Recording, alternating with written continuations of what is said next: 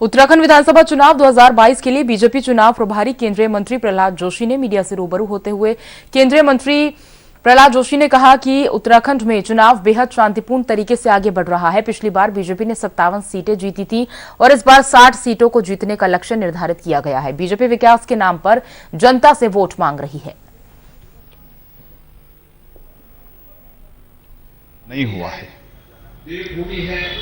और माननीय प्रधानमंत्री जी ने 21वीं शताब्दी का तीसरा दशक उत्तराखंड का दशक होगा, ये हमारा स्लोगन नहीं, ये हमारा बद्धता है, प्रतिबद्धता है। ये लोगों को देखने में मिल रहा है और वो खुद स्वयं देख रहे हैं कि क्या क्या काम हुआ है। और विशेषतः माननीय प्रधानमंत्री जी के ऊपर बहुत विश्वास है इधर लोगों का, और प्रधानमंत्री जी भी उत्तराखंड को बहुत, उनके हृदय में एक बहुत बड़ा स्थान है उत्तराखंड के लिए। ये सब देखते हुए और हमारा जो माइक्रो मैनेजमेंट था वो बहुत बढ़िया रूप से हुआ है और सभी कार्यकर्ता अच्छे ढंग से लगे हुए हैं। तो एक बहुत बड़ा घोषणा भी आज माननीय मुख्यमंत्री ने किया है।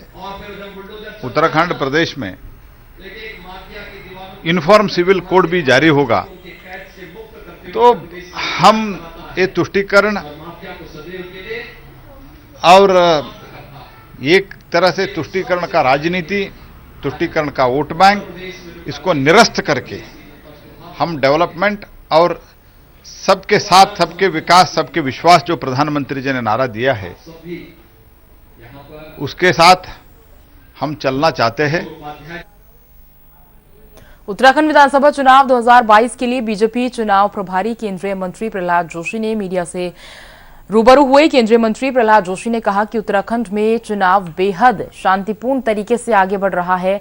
पिछली बार बीजेपी ने 57 सीटें जीती थी और इस बार 60 सीटों को जीतने का लक्ष्य निर्धारित किया गया है। तो देहरादून से एसोसिएट एडिटर ज्योत्सना हमारे साथ जुड़ी हुई हैं। ज्योत्सना, 57 सीटें पिछली बार जीती थी बीजेपी ने और इस बार 60 पार का नारा बीजेपी लगा रही है। प्रहलाद जोशी का ये दावा। युवा मुख्यमंत्री के नेतृत्व में अब की बार 60 पार, और बीजेपी लगातार इसी मिशन के साथ आगे भी बढ़ रही है। वो अलग बात है कि बीजेपी ने अपने प्रदेश कार्यालय में जो 60 पार का बैनर लगाया था पिछले कुछ दिनों पहले वो हटा दिया था। बीजेपी का कहना है कि जब हम 57 में थे तो अब की हमारा लक्ष्य 57 से आगे होगा, क्योंकि पहले हमने लक्ष्य 50 रखा था और हम 57 जीत गए, तो हम 57 का लक्ष्य पार करके इस बार 60 में है। अलग बात है पूजा कि कांग्रेस के जो राष्ट्रीय प्रवक्ता है गौरव वल्लभ, उन्होंने भी कुछ देर पहले मीडिया से बात करते हुए अपनी भी सीटें 60 पार बताई थी। लेकिन विडंबना यह है कि उत्तराखंड में केवल 70 सीटें हैं और अगर 60-60 सीटें दोनों दावा करते हैं तो 10 सीटें कौन जीतेगा ये किसी को नहीं पता है। और सबसे बड़ी बात है कि 60-60 में तो 120 सीटें हो जाती हैं, लेकिन बीजेपी ने अपना पूरा दमखम लगाया है। बीजेपी की जिस तरीके की रणनीति होती है पूजा कि वो युद्ध स्तर पर चुनाव प्रचार करते हैं, उसके छोटे से छोटा नेता और बड़े से बड़ा नेता पूरी मेहनत करता है। यानी कि प्रधानमंत्री मोदी ने खुद 3 बड़ी जनसभाएं उत्तराखंड में की हैं। इसके अलावा वो लगातार वर्चुअल जनसभाएं करते रहे। देहरादून में उन्होंने बड़ी जनसभा चुनाव के ऐलान से पहले कर दी थी।